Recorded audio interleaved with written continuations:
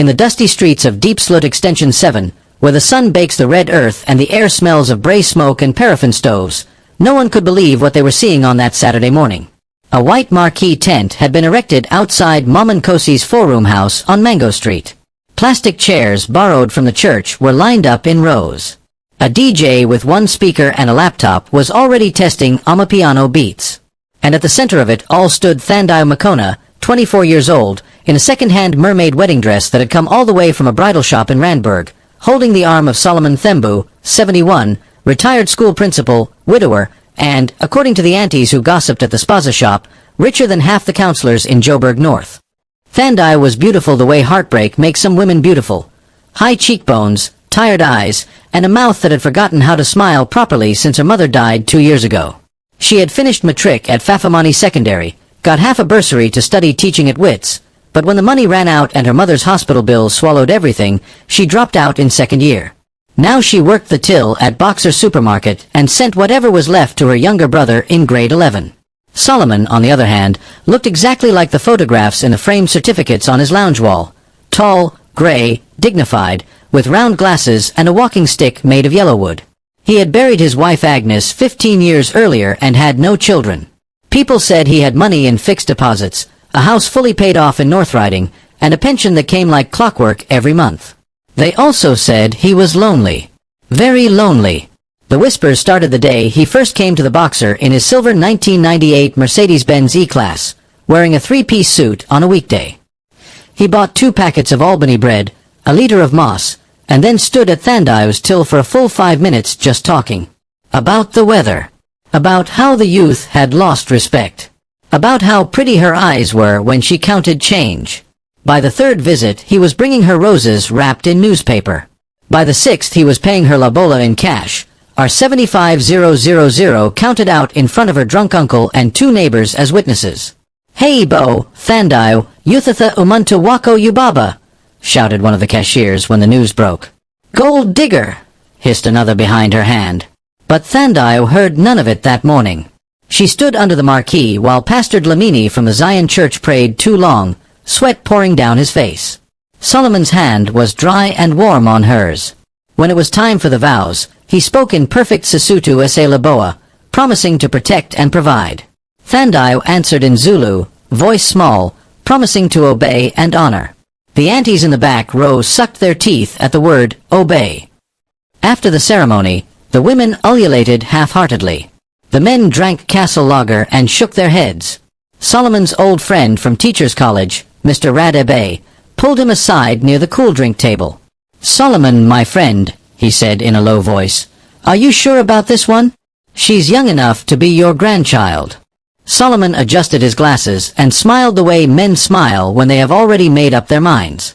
"Radebe, when you get to my age, you stop asking permission from the world. Agnes is gone. The house is quiet. This child," he glanced at Thandai greeting guests with downcast eyes, "this child makes noise again. Laughter. Music. Life." Mr. Radebe just shook his head and took another sip. By 4 o'clock the sun was low and orange. The newlyweds climbed into the old Mercedes, tins tied to the bumper rattling like bones. Thandai waved once through the window, then turned to face the road ahead. Solomon put the car in gear and drove slowly out of Deep Slut, past the shacks and the spaza shops and the children playing soccer with a plastic ball. Neither of them spoke until they reached the N14. Then Solomon cleared his throat. "Thandy," he said softly, using the nickname only he was allowed, "from today, you will never want for anything again. I promise you that." Thandai looked at his profile, the deep lines around his mouth, the gray stubble on his chin, and felt something between gratitude and fear squeeze her chest. She managed a small smile. "Yebwa Baba," she whispered. The Mercedes turned towards North Riding, towards the big house with the swimming pool and the high wall she had only seen once before, the day he proposed on one knee in her tiny bedroom while her cousins watched through the window and laughed until they cried. 7 days, she thought. In 7 days, I will be settled. In 7 days, this strange new life will feel normal. She had no idea that in exactly 7 days, everything would change again. The first night in Solomon's house felt like sleeping inside someone else's dream. Thandai stood barefoot on the cold beige tiles of the entrance hall, Clutching the small plastic bag that held everything she now owned, 3 dresses, 2 pairs of shoes, her mother's Bible, and the red beaded bracelet her brother had made in grade 8. The house smelled of lemon polish and old books. Somewhere a grandfather clock ticked louder than her own heartbeat. Solomon closed the heavy front door behind them and flicked on more lights than she had ever seen in one place. Chandeliers. Wall sconces. Spotlights over oil paintings of mountain scenes she didn't recognize. "Welcome home, Sammy," he said, taking her bag as if it weighed nothing. His voice echoed slightly. He gave her the tour like a proud child showing off toys. For bedrooms, one now hers and his, 2 bathrooms with gold taps, a kitchen bigger than her mother's entire house in Deepslit, a lounge with leather couches that still had plastic on the armrests from 2009. Outside, a swimming pool glowing turquoise under security lights, a lapa with a built-in bray, and a garden so neat it looked fake.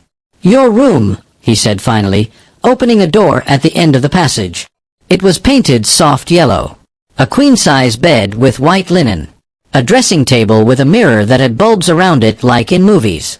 On the bed lay 3 nightdresses still in plastic for Mr. Price, a gown, fluffy slippers, and a small box with a gold chain inside. "I hope the size is right," Solomon said, suddenly shy. "The lady at the shop helped me." Thandao touched the chain with one finger. Real gold. Heavy. More than she had ever worn in her life. "Bay Danki Baba," she whispered, then remembered he didn't speak Afrikaans. "Jayabunga Kakalu." He smiled and left her to bath. The shower had water that came out hot without waiting, without the geyser clicking off halfway. She stood under it for almost 30 minutes, letting the heat burn away the day, the whispers, the stares. When she came out wrapped in a towel bigger than her old blanket, Solomon was waiting in the passage with a tray, a mug of Milo, 2 slices of buttered toast, and a small plate of Viennas cut into flowers like her mother used to do. "I thought you might be hungry," he said. They ate on the bed because she was too nervous to sit in the dining room with its 12 chairs and silver candlesticks. He told her stories about teaching Standard 5 in the 1980s, how children walked 10 kilometers barefoot, how he used to hide extra sandwiches for the ones whose parents couldn't afford lunch. She listened and nodded and laughed in the right places, but inside her stomach was twisting. At 10 p.m. he stood up. "I will sleep in the guest room tonight," he said gently. "And tomorrow. And however many nights you need. This is your house now, Thandao. No pressure." She wanted to cry from relief, but instead she just nodded. After he left, she locked the bedroom door, quietly, so he wouldn't hear, and lay awake listening to the silence. No dogs barking. No taverns thumping music. No babies crying through thin walls. Only the fridge humming and that loud clock.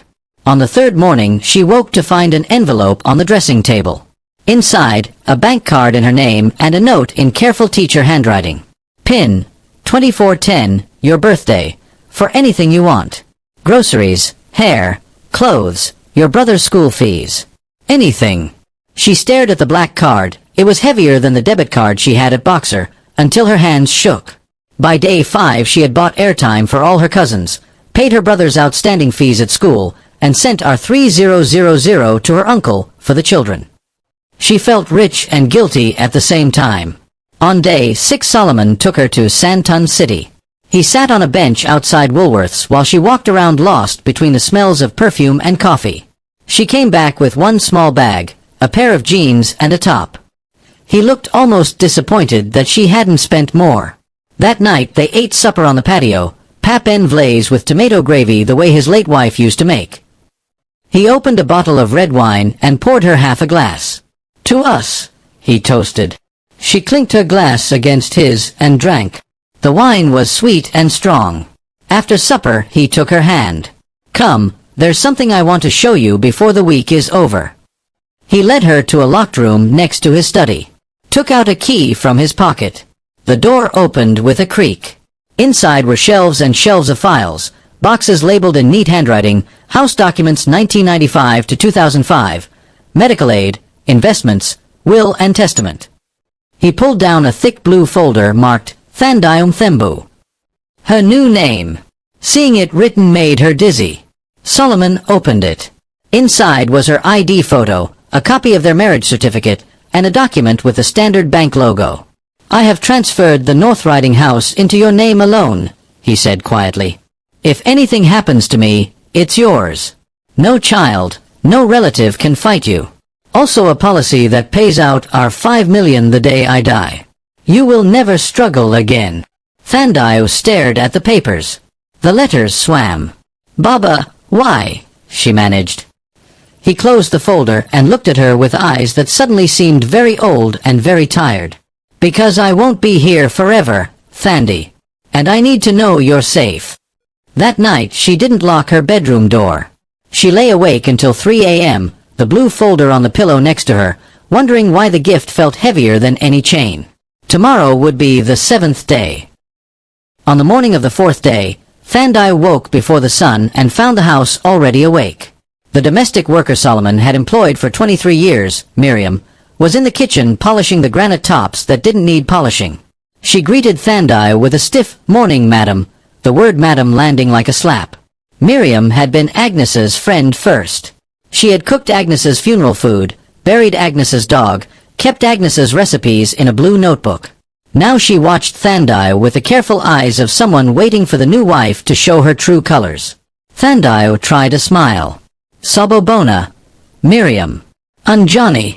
Miriam answered only with a nod and kept wiping. By 7 o'clock Solomon was dressed in a golf shirt and slippers, reading the Sawatan at the dining room table. He folded the paper when she appeared. "Today we open accounts for you," he announced, cheerful as a schoolboy. "Bank, clothes, everything. You cannot walk around Sand Ton looking like you still work at Boxer." He said it kindly, but the words still stung. At Standard Bank in Four Ways, the manager greeted Solomon by name and led them to a private office with biscuits no one ate. In 40 minutes Thandai signed so many forms her wrist hurt. When it was done she walked out with a black check account, a credit card with AR 150,000 limit, and an investment account already seated with our 800,000 for emergencies.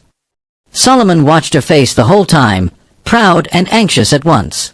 Outside in the parking lot, he handed her the keys to a new Polo Vivo, silver, still smelling of plastic. "Drive it home," he said. "Practice." She had only ever driven her cousin's old Corolla with no power steering. The Polo felt like a spaceship. On the way back, she stalled twice at the Robots on William Nickel and felt the stares of other drivers burning into her neck. That afternoon, she went back to Deepslut alone. She parked the new car 2 streets away from Mamankosi's house so it wouldn't get scratched. When she walked into the yard wearing sunglasses and the gold chain Solomon bought her, conversation on the stoop died mid-sentence. Her aunt Gogo Mavis was first to recover. "Thandai. Oh, look at you. You look like those girls on Top Billing." Inside the 4-room house the air was thick with pap and Morogo. Her brother Sifo, tall now in his school uniform, stared at the car keys in her hand. "You drove here?" he asked. She pressed our 10,000 into his palm for new tackies and stationery, then gave Gogo Mavis another our 15,000 for electricity and the children. Eyes widened. Tongues loosened. By the time she left, the whole street knew the old man had started spoiling her. Someone had already taken a photo of the Polo and posted it on the Deepslut WhatsApp groups, gold digger level, brand new car in 4 days. That night Solomon wanted to eat out. He chose a steakhouse in Monte Cassino where the cheapest filet was our $2.90. Thandai sat opposite him in a dress she had bought that morning at Woolworth's, still with the tag tucked inside the seam because she wasn't sure she could keep it. The waiter called her Madam, too, but this time with a smirk he didn't bother to hide. Solomon ordered for both of them, medium rare, creamed spinach, no chips for her because, you must watch your figure. People at nearby tables glanced over, the old man with the young beauty. Some smiled knowingly. One woman took a photo with her phone, not even pretending to be subtle. Halfway through the meal Thandai excused herself and went to the bathroom. She locked herself in a cubicle, took out her phone, and opened the WhatsApp groups from home. The messages were already flying. "Yo, that Thandai thinks she's better than us now. Our 75k Labola and already new car. We said she's clever. ASCII Solomon is eating steak while we eat pap and cabbage." She sat on the closed toilet lid until her legs went numb, tears ruining the mascara she had learned to apply only that week. When she came back to the table, Solomon was paying the R2 400 bill without blinking. "You were gone long," he said gently. "Are you all right?" She nodded, unable to speak. In the car on the way home, he reached across and squeezed her knee. "You will get used to it, Thandi. People always talk when a woman rises fast. Your job is to rise anyway." But that night, lying alone in the yellow bedroom, she opened her banking app for the first time and stared at the balance until the numbers blurred. It was more money than her mother had seen in a lifetime. And it felt like chains, not wings.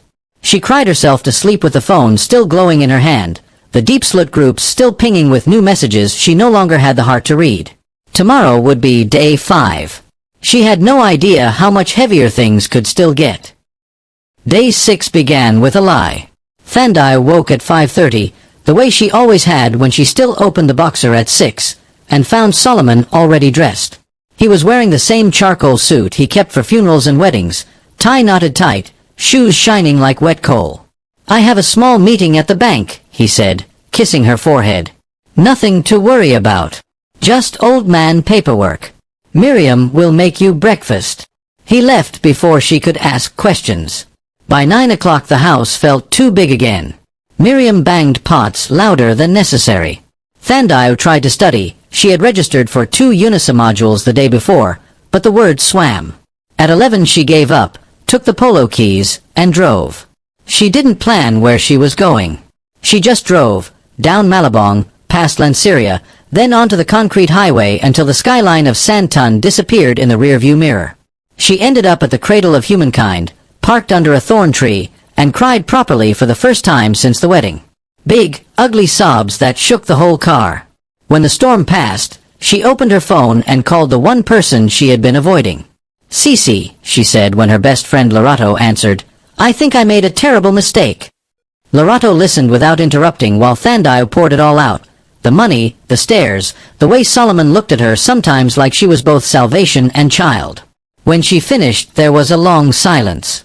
"Thandi," Lorato said carefully, "people are saying he's sick. Very sick. My cousin's husband is a driver for an oncologist in Mill Park. He saw Mthembu there last month. Chemo chair." The words landed like stones in still water. Thandi drove home in a daze. Solomon's Mercedes was already in the garage when she got back. He was sitting on the patio, jacket off, tie loosened, staring at nothing. His face was gray. "Baba," she said softly. He startled, then tried to smile. "You're early, Thandi." She sat opposite him. "Were you at the hospital today?" His eyes flicked to hers, surprised, then tired. The mask slipped for the first time. "How did you know?" "I didn't. I guessed." She swallowed. "Are you dying?" He looked at her for a long time. Then he nodded, once. Thandi felt the ground tilt. All the whispers, the gold digger taunts, the weight of the black card, suddenly they rearranged themselves into a different picture. "Why didn't you tell me?" Her voice cracked. Solomon rubbed a hand over his face. "Because if I told you before the wedding, you would have said no. And I needed someone, Thandi. Not a nurse. Not a stranger paid by the hour. Someone who would stay." He reached into his jacket pocket and pulled out a thick white envelope. Placed it on the table between them. "Open it." Inside was a single sheet, a death certificate template, blank except for his full names and ID number already filled in. Next to it, a new will dated 3 days after their wedding. Everything, house, cars, investments, policies, left to Thandi Agnes Mthembu. In the margin, in his neat teacher handwriting, "For services rendered in love and mercy." She stared at the words until they stopped making sense. "Services rendered," she whispered. Solomon looked ashamed. "The lawyer's phrase, not mine. I crossed it out 3 times." He kept putting it back. Thandi stood up so fast the chair fell backwards. "So this whole thing, the roses, the lobola, the wedding, it was a contract? You bought me to die with you?" "No." He tried to stand too, but his legs betrayed him and he sat down hard. "No, Thandi.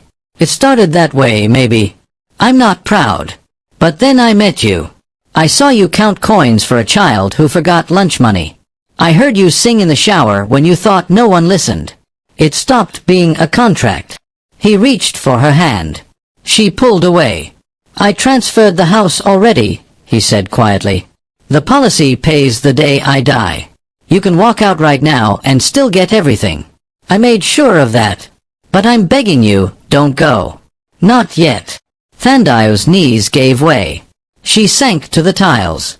I'm scared, she said, voice small. I'm 24. I don't know how to watch someone die. Solomon slid from the chair and knelt in front of her, old joints creaking. Then we learn together, he said. One day at a time. Starting tomorrow. Tomorrow is the 7th day. Let it be the first honest one. He held out his hand, trembling. After a long moment, she took it. Outside, the sun dropped behind the Magaliesberg, painting the sky the color of fresh blood. Inside the big house in North Riding, two people sat on the floor holding hands, both terrified, both already grieving, both, for the first time, completely without lies between them. It was past midnight on the 7th night when Thandai heard the crying. She had been lying awake again, the ceiling fan turning slow circles above her, the blue folder now hidden beneath the mattress like contraband. The house was too quiet, the kind of quiet that presses on the ears. Then came the sound, low, ragged sobs from the direction of Solomon's bedroom, the one he still used when he thought she was asleep. She slipped out of bed, barefoot, the tiles cold under her soles. The passage was dark except for the thin line of light under his door. She pressed her ear against the wood. Solomon was speaking, voice cracked and hoarse. Agnes, my Agnes, forgive me, my love. I tried to wait. I tried to be good. But the nights are so long without you. Silence. Then the creak of bed springs. Another sob. Thandai's hand hovered over the doorknob. She should leave. This was private. But something pulled her forward. She turned the handle slowly and pushed the door open just enough to see. Solomon knelt beside the bed in his striped pajamas, forehead pressed to a framed photograph of a smiling woman in a 1980s wedding dress. On the bedspread lay scattered letters, yellowed with age, tied in faded pink ribbon. Next to them was a small bottle of pills and a glass of water. He didn't hear her at first. I married her so she could have the house, Agnes, he whispered to the photograph. So someone would be here when I'm gone.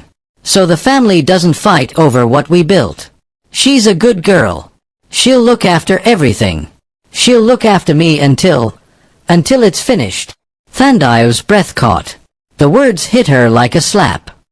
He lifted his head then and saw her in the doorway. For a long moment neither moved. Thandi, he said, voice raw. Come in, my child.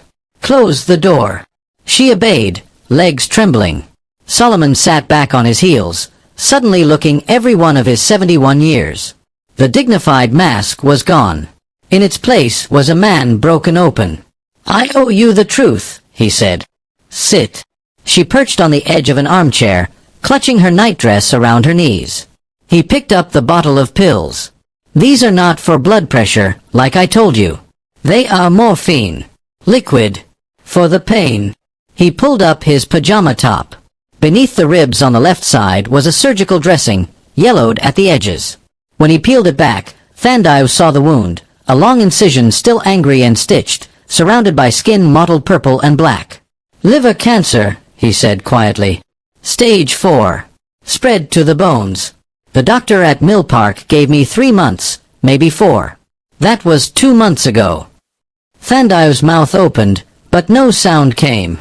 I didn't bring you here to warm my bed, he continued, voice steady now. I brought you here because I was terrified to die alone in this big house. Because my brothers will come the minute I'm cold and tear everything apart. Because I saw you at that till, working double shifts with tears in your eyes, and I thought, here is someone who knows what it means to lose everything. Here is someone who will fight for this place the way Agnes fought for it. He gestured at the letters.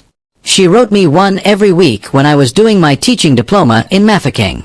45 years of letters. I read them when the pain is bad. Thandai found her voice. So, all of this, the wedding, the house in my name, the policy, it was just insurance? Solomon looked at her with infinite sadness. Yes. And no. You are my wife in the eyes of God and the law. I care for you, Thandile. Deeply. But I am also a selfish old man who wanted someone to hold my hand at the end. I paid your lobola so your family would let you go. I gave you the house so you would stay. Tears rolled down her cheeks now, hot and uncontrollable. You could have told me, she whispered. I would have come anyway. I would have stayed. He smiled, small and tired. Would you? A 24-year-old girl, stay with a dying old man out of kindness? No, my child. People need a reason bigger than pity. Money is honest. It doesn't pretend. He reached for her hand. She let him take it. I have maybe weeks left, he said. Stay until the end. Let me die knowing someone will mourn me who is not paid by the hour. After that, the house, the cars, the investments, everything is yours. Sell it, live in it, burn it. I don't care. Just, don't leave me alone. Thandile looked at the photograph of Agnes, still smiling on the bed. Then at Solomon's thin fingers around hers. She thought of her mother dying slowly in a government hospital, alone because no one could afford to sit at the bedside all day. She thought of the aunties calling her gold digger. She thought of the blue folder under her mattress. Then she leaned forward and rested her forehead against his. I'm not going anywhere, Baba, she said. Not tonight. Not tomorrow. Not until you tell me it's time. Solomon closed his eyes. A tear slipped from under his glasses. Outside, the first birds began to call, soft and uncertain, as dawn crept over North Riding. Solomon Thembu died on a Tuesday in early spring, just as the jacarandas along the estate wall started bleeding purple onto the tar. He lasted 29 days after the night he told Thandile the truth. 29 days of slow, stubborn fading.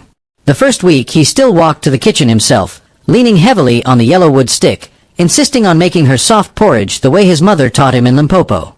He sat at the head of the table and watched her eat, smiling when she asked for a second helping. Good, he said. A woman must have meat on her bones. By the second week, the hospice nurse came every day. Sister Grace, a no-nonsense woman from Soweto with kind eyes and strong arms. She showed Thandile how to crush the morphine tablets into apple puree, how to turn him gently so the bed sore on his hip wouldn't open again. Thandile learned fast. She bathed him with warm face cloths, shaved the gray stubble that grew in patches, read him the Psalms in Zulu when the pain made him clench his jaw until it shook. At night she slept in the chair beside his bed, waking every time he moaned. Some nights he called for Agnes. Some nights he called for Thandile. She always answered, I'm here, Baba. I'm here. On the Sunday before he died, he was lucid for almost 4 hours. The pain had eased, the way it sometimes does right at the end. He asked for his good suit, the charcoal one with a faint pinstripe, to be taken out of the cupboard and laid across the chair. I want to look respectable when I meet the ancestors, he told her. Then he made her bring the blue folder. Sign here, he said, pointing with a finger that trembled. And here. Power of attorney, just in case I go into coma. Everything is yours already, but this makes it quicker. No lawyers fighting.